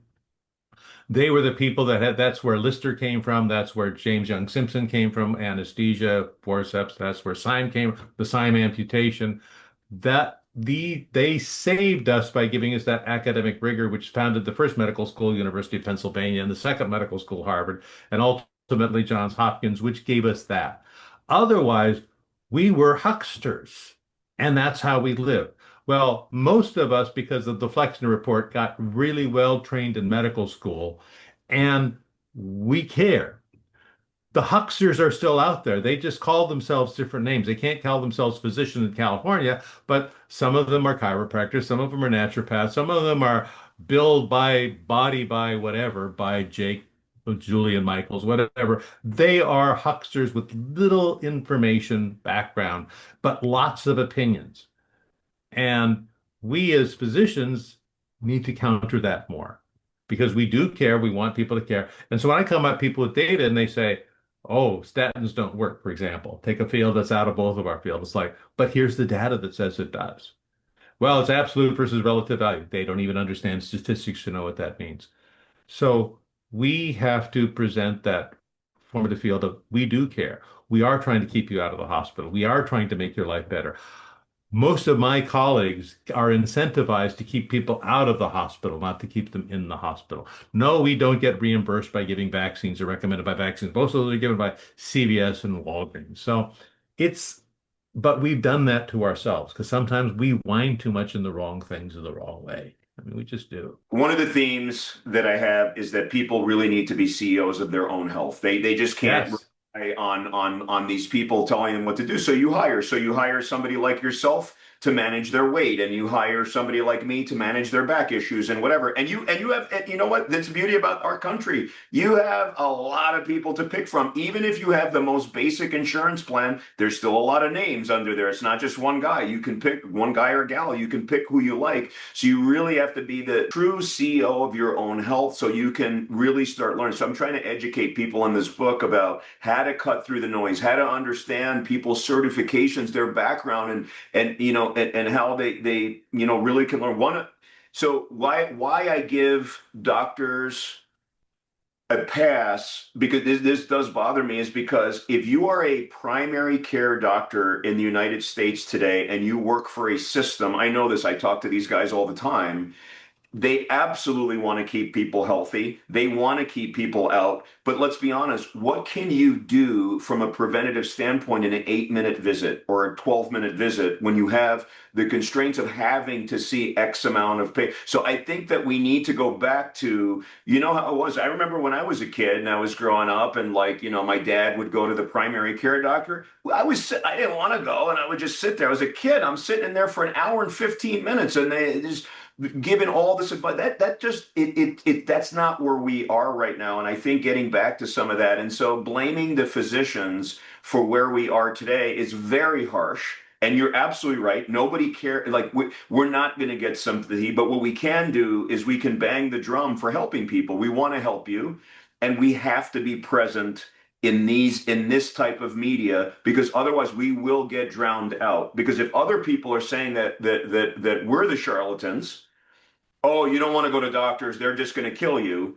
That is not helping us if we're not out here. I don't want to say defending ourselves because it's like we spend so much of our lives doing this. I hate to have to defend us. Well, However, let me give you a success story. So I want hit to it, tell you about my hit me. healthcare system in Yeah, Alaska. So I'm a quarter Athabascan, yeah. Alaska native, and I've been on this healthcare system in Alaska for forever, for 23 years. So Alaska natives had the worst healthcare system in the world. It was maintained by the Indian Health Service. So they got free healthcare, but it was horrible. Yeah. And we took over the healthcare system in about 1996, and we have gone from the worst healthcare system in the world with the worst metrics to the best, meaning we are the only healthcare system to win two Malcolm Baldrige Awards, for example, in the world. Wow. Here's what happened. We don't call them patients anymore because we found that in our Native American society to be too paternalistic. For example, when I was in the Indian healthcare system, I had a patient number. They would call me by my patient number. The first time I went and they called me by my patient number, they said, "You're not a 77-year-old man with cancer. Oh, he died, so you must have gotten his number." That's how I was called in. Okay. Now in our healthcare system, here's what happened. You have an assigned primary care doctor. You can see them within that day if you need to. You're a customer owner. Just like if you owned a restaurant and you walk in, you know what treatment you get. You're a customer and owner. You are not a patient. You own the healthcare system. You can sit down with that primary care doctor all day long. So when I had my labs taken by my primary care doctor, the labs looked fine, put down his laptop and said, "So Terry, what's going on in your life?" That's the type of panel. Everyone has a behaviorist in there. So let's say you have a heart attack. Okay. Rather than here's your afterload reducers, your blood pressure pills, your statin, it's like, let's set the behaviorist in and what this means to. And yes, you're going to feel depressed because you have heart disease and you have your own mortality, or you're going to be a new father. Let's bring the behaviorist in. You know what it's like to be a new father? You've never had kids before. So our healthcare system has gone from some of the worst HEDIS measurements that we use to judge patients, to the best because we have empowered the patient. When, so my doctor isn't my, here's your pill, take it. It's my healthcare influencer. We as physicians have to be the healthcare influencer. It's sort of like I hear this argument all the time. It's a false dichotomy when say, my MD degree is better than Google. Well, my living with the disease 20 years beats your MD degree. And it's like, you're both wrong, right? I know that if you're my patient and I say, okay, you need to take this medicine, here's what's going to happen. The second you walk out, you're going to Google and chat GTP the medicine. You're going to see all the side effects, all the things. You're going to ask your aunt, your uncle, and whoever your closest healthcare influencer will tell you, your aunt, you know what, don't use that, use this. This one didn't work for me, it caused my hair to fall out. And you're going to say, oh, well, let me try yours. I need to be your healthcare influencer. I need to say, here's what's going to happen. You're going to get this medicine. You may get this. If you find you have impotence, give me a call because we'll get you something else. But you probably won't have. If you find this, or this, it's probably this. Here's what you'll read on the internet. Here's what you'll hear from your aunt. Please don't trade medicines. There's reason. And please don't stop it because if you stop it, you might get a stroke. I need to be your influencer. Now, when I started in surgery, we ended one era. When I started in surgery, I started in my surgical residency in 1986. The surgeons before me never talked to patients. There was no informed consent. It's like, we're going to do surgery on you. Doctor, I have questions. Up, walk on. That era had just passed before I got in. When we went in, there's like, we're going to do surgery on you. Is that okay? It's okay. That's our informed consent. They didn't know anything. They didn't care. Now it's like, Here's what I'm going to do. Here's what can happen. Now it's we are partners in this enterprise together. Here's all the things you can do to prevent infection. Here's all the things I'm going to do to prevent infection. But you still may get an infection. So we've changed for the better that way. But still people have are overwhelmed with that, not getting that. We have to Yes. move to be their healthcare influencer and get rid of the paternalistic doctor-patient words and say, we're in this together. And when we do that, patients always say, "Hey, can you be my, I'm not your doctor," but I mean, so that's where you have to go. No, listen, I absolutely love that. I love this concept of we need to be the healthcare influencers for them, and I think that's what we're trying to do by being out here, at a broader scale. And I always do the caveat. I don't know if you do it. I haven't seen you do it in your videos. I always say, yes, I'm going to talk about something. It's not medical advice. I just right away because I don't want people to just even if they like me or they like what I'm saying, that doesn't mean you just start doing it without seeing me. You have to talk to somebody who's an expert. But that goes right along. Everything you said goes right along with being the CEO of your own health. We want Yeah, to empower people to be yeah, part of the journey with us, and we want them to trust us. It's funny what you just said. It's so typical of the patients that I have that come in that are like for example their primary will refer them to me for they're like this person has failed everything, they need some kind of spine operation. Usually they don't know, but they want an opinion. A lot of the patients go with what they've seen, who they've talked to. Some people come in and I'm not even, I mean, and I talk about demanding an operation, but I'm like, but you don't need an operation. I'm but not here's going the operation I want. I want the Dynasis because I hear that's the best, or to, whatever it is. I don't yeah, even know if that exists that anymore, but went that went out like that's like the dodo bird, like the whole Denasis. But anyway, no, they come in and they're like, I have this because my aunt, or maybe I've done like their aunt surgery or something. They're like, well, you did my aunt surgery and she's like amazing. She's so much better. I'm like, yeah, but if I do your surgery, you're going to be a lot worse than you are today. So let's not do your surgery. Let's do these other things. And then there's other people. They come in and I'm like, you just want to scream. You look at their film, you're like, how are you not in the hospital, with this problem? They have all these terrible things going on, but yet their nephew had some surgery, and they're like, oh, and they don't even know it. They're like, oh yeah, they had surgery in New York City and it was botched, and I'm never having surgery. I'm like, well, you're not going to walk pretty soon if you don't have surgery. So they're using all these people in their lives or TikTok or whatever, and they say, oh, this yeah. person says all spine surgeons want to do is operate on everybody, which couldn't be farther than truth. So I love what you're saying. I love what you guys did in Alaska. I mean, that's amazing. I actually did not know that. I hadn't heard of that. That should be why are we not going? I've spoken about this in from New Zealand to Stockholm and London, all over the world about this. It's called the Nuka Healthcare System. It's from South Central Foundation. And, you know, again, I think a lot of it got lost. We were planning on bringing more of it out, and a lot of it got lost in the COVID epidemic. And I never got around to writing the book that I was going to write, but that's along the several other books I'm going to continue to write. But yeah, but that we're seeing more of this happen, more of this movement toward patient-centered things in the thing. And the reason that some of these charlatans, like most not all, and I don't want to lump all chiropractors and all naturopaths and all these things as charlatans, but they have more charlatans in them than we do. We have our charlatans too. We have plenty. I know. Just listen, because I know the audience is going to say something. There are plenty Right. of charlatans in our midst. I guess let's listen. How many lawyer charlatans are there? And accountant. All of them. My wife's an attorney. Yeah, I didn't hear that. But anyway, No, it's fine. It's fine. My best friend is too. And yeah. and he actually defends doctors before medical boards. But Tell him thank you. Thank you, sir. he's unfortunately he retired, but Oh, great guy. But the bottom line is they clearly have more, and I think probably they have, I don't know why they have more. But one of the things that they do is they will spend an hour with their patient. Now, they're not getting any more information because they don't have the science to understand what they're doing or talking about. They're the ones that get a school test, send it off to some crazy lab who will say, oh, you have too much botulinum, blah, blah, blah, blah, and you need to have these supplements. By the way, they make more selling supplements than you do selling spine surgeries. I mean, that's oh, just the fact. I'm well aware of the whole supplement, issue. Right. And but the thing is that because they spend that time with some of them, the patient thinks they're getting a value. And our value has to be, it's much like we know that when you walk into the doctor's office, the average physician takes 17 seconds to diagnose a problem.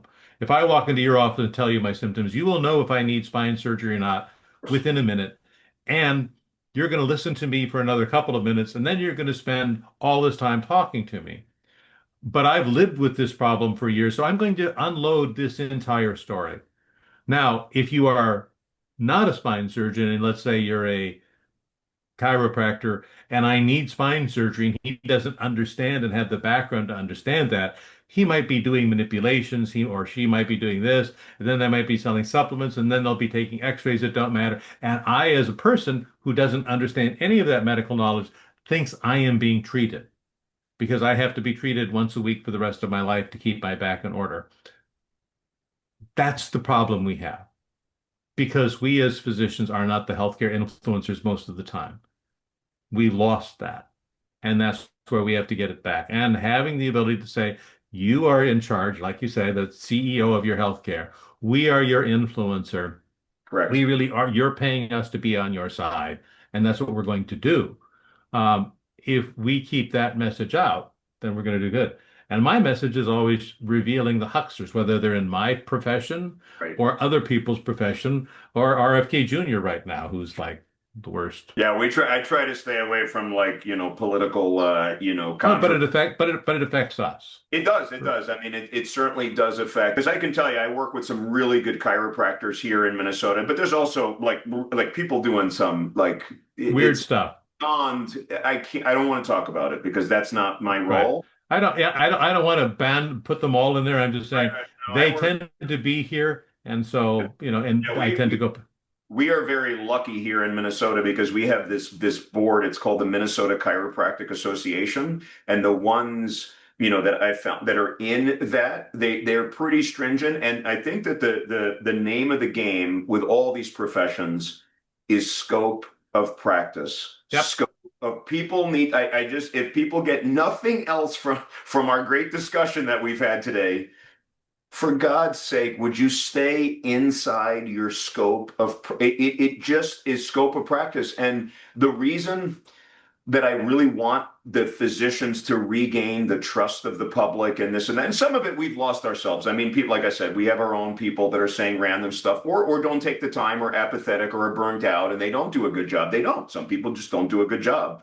But the reason I want is, and I'm going to go back to what I said before, is we just have more, I'm just telling you, we are scrutinized more and have more to lose. So we're going to be a lot more careful in general about staying within our scope because we have a lot more to answer to because of who we answer to, our boards and things like that. I can just tell you the Minnesota Medical Board, they're very serious group. And so, it's different than answering to some of the other boards. And again, I know some really good naturopathic physicians, and I know crazy So stuff. do I. People Yeah. spend $20,000 on supplements that's nothing. It's candy. You might as well, I'm not endorsing candy. Everyone, they know that I'm trying to be the health and wellness guy, but I think staying within your scope of practice, which means medicine. So yourself as an obesity doctor, I'm very comfortable if wanted to become like just really go down the path of more autoimmune disease, but you're going to learn it because you already have the background. You've gone to medical school. You understand, pathophysiology and physiology and pharmacology, all those courses that we painfully had to sit through and take these crazy exams. I mean, we have the background, so we can learn. But it's just about scope of practice. I don't want to go too far off, but I think you hit it right on. We have to get our influence back with people. And even though, and a lot of guys, like I said, I try to encourage other people that are, there's just some people, I'm not going to put them on the spot because they don't want to do it, but they're just brilliant. They come and I hear them in the doctor's lounge and they're saying all this amazing advice. And I'm like, why are you not? That's what TikTok needs to show. Not some influencer, telling me that if I have this elderberry stuff, that it's gonna literally cure every disease that I have. I have 6 diseases, and I'll just take that, and I'm fine. So we really need to get that back, and I would encourage others that at least have a little bit of interest and are experts in your field to speak, to come out here. And Let's regain this platform. We and can't, we have to also explain this to patients, of course. customer owners, to people out there. We have to explain that chronic diseases have cycles, and the huckster depends upon those cycles. When in the old Wild West, they brought out Carter's liver pills and said, all your problem is from liver, even though what that was a laxative. And they said it'll cure rheumatism, heart failure, everything. If you have rheumatoid arthritis, if you have Sjogren's syndrome, if you have Crohn's disease, if you have some chronic disease, it's going to have cycles where it's going to get better. And hucksters depend upon that because they'll give you some treatment. They'll take a stool sample and give you a supplement, and all of a sudden you're better for a while. And it's like, but you still have underlying rheumatoid arthritis. And you still need to be treated by someone who's a rheumatologist. And they may need to give you really difficult drugs sometimes. And that little bottle of dose liquid or whatever they're selling you that's supposedly curing you from that isn't curing you. You just got on the right cycle of things that are going to be there for a while. And that's the other thing. Chronic disease leads to problems where they feel good for a while, and you can go in, buy your supplement, boom, you're gone from that guy. Don't even remember their name. And you're taking these supplements, and all of a sudden the RA comes back, and it's like you don't get there in time. You and I have seen in hospitals people with rheumatoid arthritis that all of a sudden lose their kidney function overnight and need to have intense therapy to get their kidneys back by these guys with these biologics that we can't pronounce the names. It's something a fab, right? I Yeah, mean, we all, everything right? fab, so fab. Right. Yep. And, and yet, if they go to a chiropractor because they have rheumatoid arthritis and the chiropractor doesn't know that their kidneys are failing and gives them another, and I'm not trying to blame chiropractors. It could be a naturopath. It could be any guy. And Anybody. It could be they're not treating that. That's out of their scope, but they think they understand autoimmune disease. These people are now condemned to dialysis because they didn't get a good doctor taking care of them, or even a bad doctor taking care of them. Bad doctor, a doctor that wasn't. My favorite surgeon, one of the most technically gifted surgeons I've ever seen, he is autistic. Okay? He's on the spectrum. Worst bedside manner ever. I would have him do surgery on anybody. He's a brilliant surgeon. But if you want to talk to him, don't. Because he'll only talk about, But bottom line is, I would refer him for a lot of very, very complex certain types of surgeries that he would do. But he's not the type of person who could sit down and talk to you. And we're going to have those in our field too. And, Yeah, we'll be, but sometimes they can be the best of the best. You're absolutely right. And again, people do like that. I mean, I'm very talkative. You're very talkative. So our patient. I mean, I really enjoy talking to the patients about their new poodle or whatever's going on, and I enjoy that. And there is some therapeutic nature to it. But to be honest with you, if you're going to have somebody do your spine surgery, I think the number one thing is their ability to do it yeah. successfully and safely. Everything else is a moot point, and it's good. And if you can get that combination, great. I mean, I'm just a talkative guy. You're a talkative guy. We like talking to people. But when you have your bariatric surgery, I'd rather have somebody who is autistic or just not a nice person do it, and I come out perfectly, rather than somebody that's boisterous and happy and wants to talk to you about your dog and has a That complication rate. staple line doesn't quite look okay. It'll be fine. It'll be fine. It'll It'll be be, fine.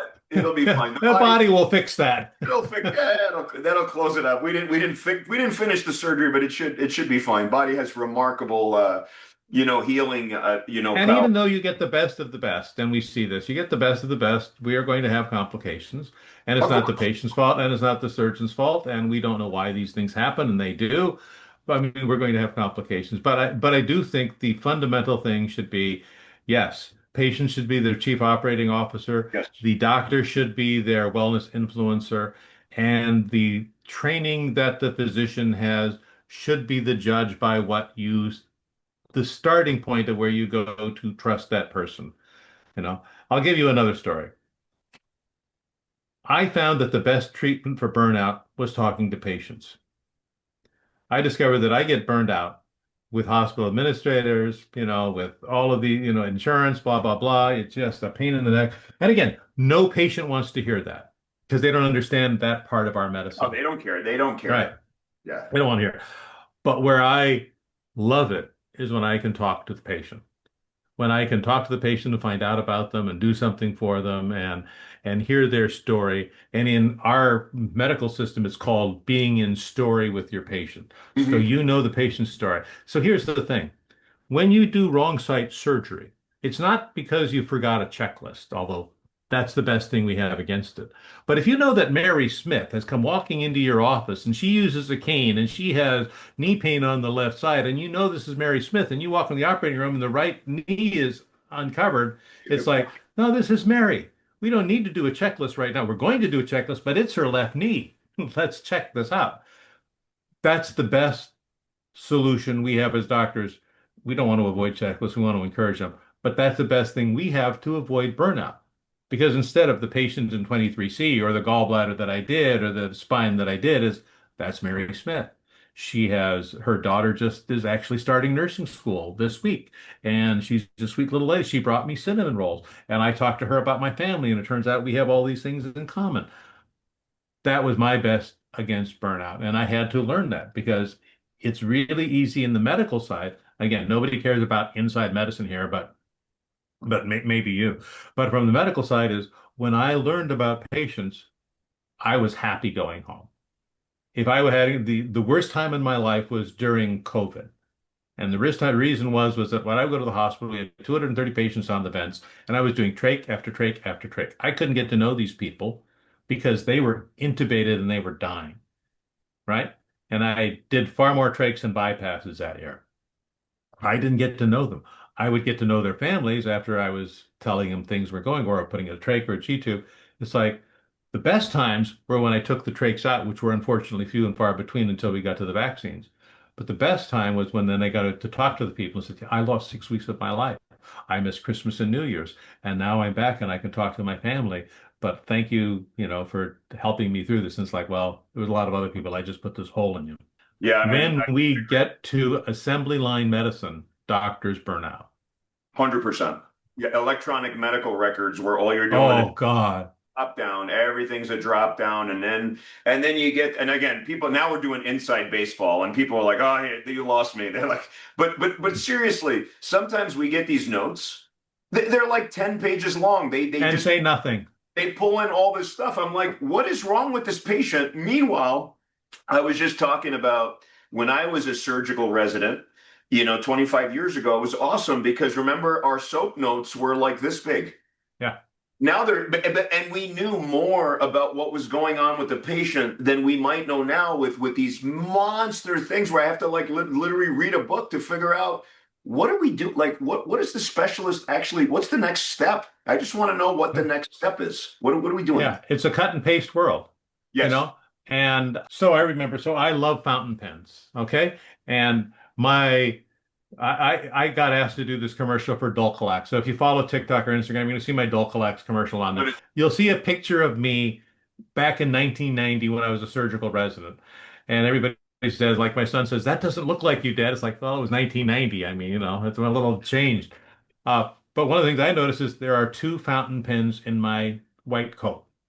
Why? Because when I would do surgery, I would draw out the surgery that I did. And when we got to present to the professor, it was like, there's a 33-year-old man at a AAA and now he has an upper GI bleed. And I'm like, oh my God, we might have a AAA problem here. Now it's like, well, he had allergies to this, that. I mean, so the ability to change that is a, so anyway, we're way, way, way, way off it. Nobody cares about medical records in our trends.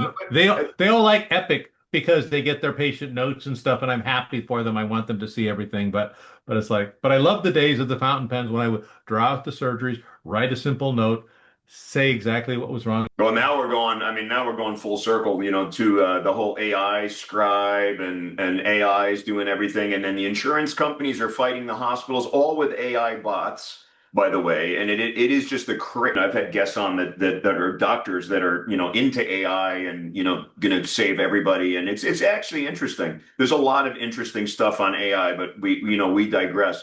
Anyway, listen, this has been like an incredible conversation. I think we probably saved the planet with our I conversation. get. I'm fairly really, I'm Well, almost. we've contributed to global warming because there's been more bullshit out of this and more hot air in both Minnesota and California. We have It's to apologize now. like we said before we started the show, we both love the sounds of our own voice, and Oh, yeah. we could do this for. I mean, I could do this for 4 or 5 hours. I've been asked before, how do you? Because a couple times I've done these back-to-back podcasts, and some of them, will go up to like 3 hours long, and they're like, "How the hell do you do that?" I was like, "I just like talking." Again, I have no endorsement. However, if Tira is watching and you want me, to endorse your project, feel free to DM me. Although I've never endorsed a product publicly before.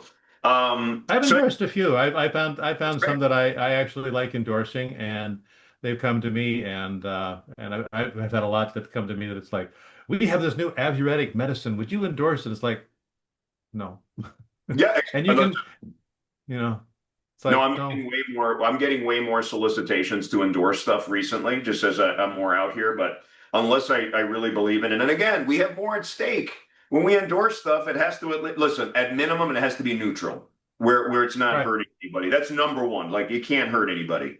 If it's But gonna I hurt. did notice with the egg protein that I had less GI issues because of my Oh yeah, lactose intolerance than with the 100%. whey. So No, the I'm egg I'm protein's curious to way try better. goat. I wish they had lamb because I'm a lamb lover. So if they Oh, only you're had a lamb. lamb whey, that would be even better. I am a I lamb guy. love lamb. I love lamb. I mean, I think we'll just wrap it up like this. I think this has been great. I love your straightforward nature.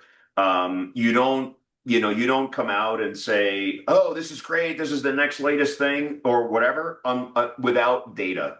And scientific data is important. And again, I think that if people want to try different things and some alternative things because there are things that I like. I do like light therapy. I like cold therapy. I like a lot of these things, but I think that when people have major medical issues, you have to do that in conjunction with somebody that can understand your disease processes, the medicines you're on, how things are going to interact, because everything is meaningful. Everything does something.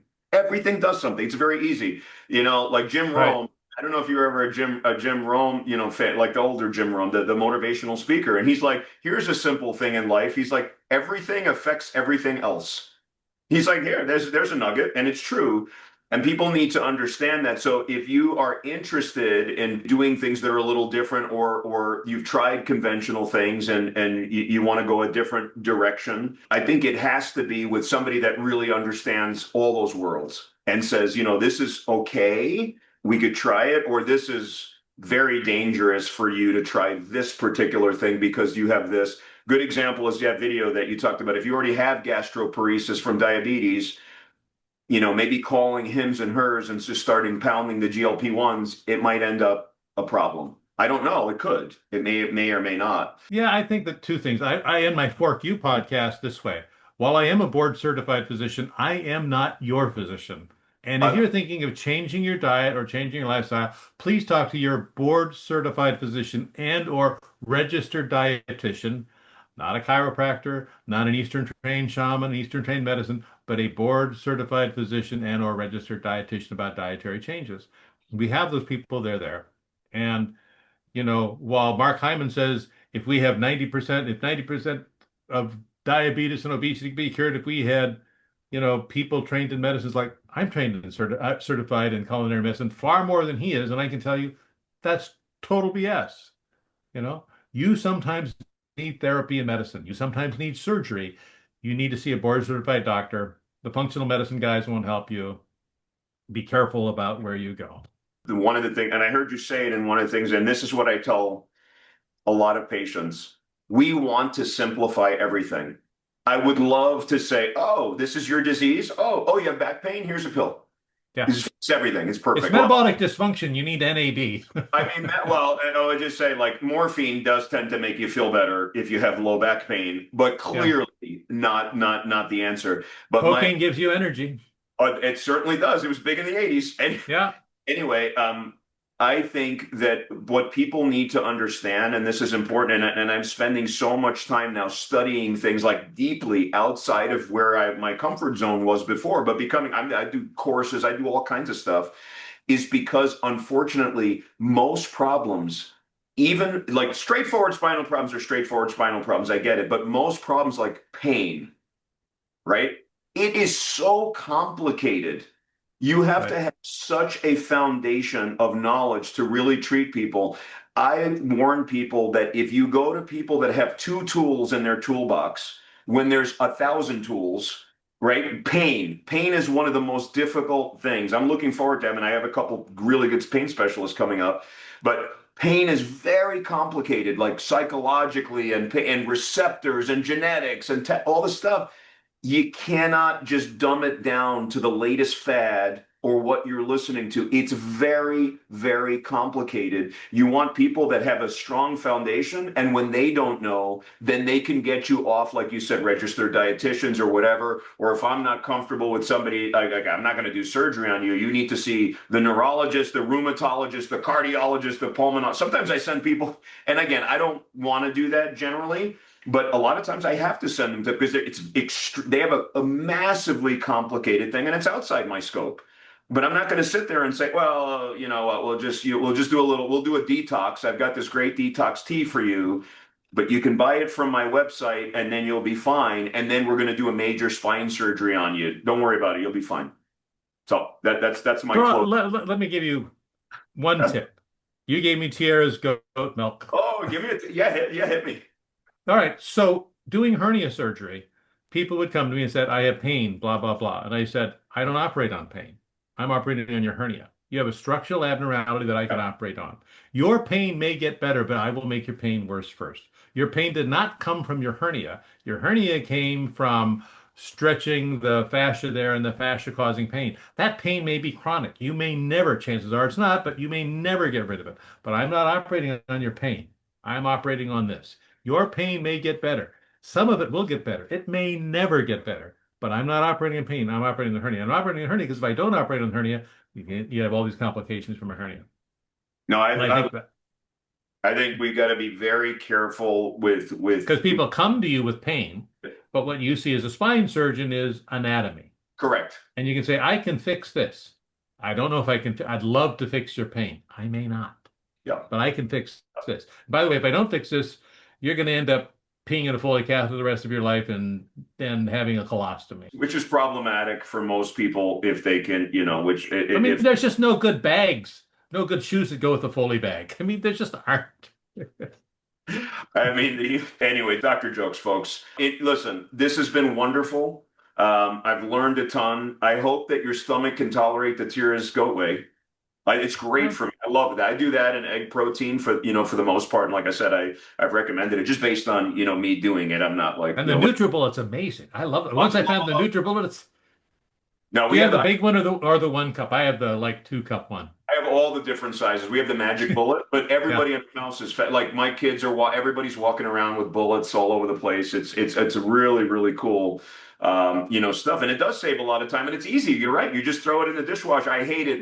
I got like a couple of years ago, I got this huge, like ninja, huge thing and I made one shake and it's a mess and it's everywhere and the thing's huge and you got to like take it. I'm like, I'm not doing any of that. So Yeah. that It ends up in the closet. It's really good if you can make soup for 900 people. There you go. Otherwise, There you go. So anyway, this was incredible. I really encourage me people to too. come out and follow your stuff. I mean, it's straight shooter, and you're the kind of guy that people need to be really following and to cutting through the noise. And feel free to ask you questions on your socials and things like that. So just in closing, how do they find you? Where would you prefer them to find you if they had questions after watching the show? So I'm on TikTok at Dr. Terry Simpson. I'm on Instagram at Dr. Terry Simpson, and I'm on Substack, which is drsimpson.com. Well, I'm going to keep following you. I have you added to my list of my favorite docs, that Oh, I thanks. information. And it actually, it's interesting as people that, as I do more and more, and you've been doing it longer than me, but it's interesting. Some of my best ideas, like when I want to get a message out, is just by watching other docs talking about it, and then I just do it my way. I say, Yeah. okay, they're complaining about, oh, this thing happened. I was like, well, I have it. I'm going to complain about it, but in a different way because this is how it affects me, and it's just great to get ideas from each other and things like that. So, in closing, thanks for being on what was an excellent, really fun episode for me because it's all about me. As long as I'm enjoying myself, if the audience likes it, they like it. If not, it's fine. As long as I've had a good 2 hours here chatting. with a great doc. But anyway, thanks everyone for watching another episode of Wellness at the Speed of Light podcast. And we apologize for inside baseball. Yeah, yeah, yeah. I mean, I get into a lot of inside baseball, but hopefully you learned a lot. Follow the doc. We will see you on the next episode.